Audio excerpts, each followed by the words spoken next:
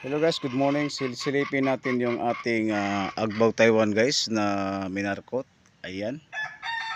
So napakabilis guys na labas ng mga roots ng ating Agbaw Taiwan, no. Siguro guys wala pa siyang 2 week, no. Ayan. Minarkot natin to guys. Yan. Dahil kukunin natin to kung sa itaas. Ayan. Kasi ang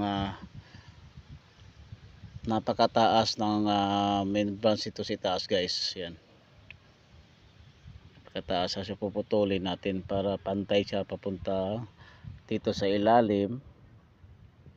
Yan. Paputong itaas. Yan. So by next week guys, pag kanyang roots is medyo stable na, no, hindi siya masyadong bata kasi bata pa siya guys. So makukulay ko brown siya, saka natin siya kukunin. Yan.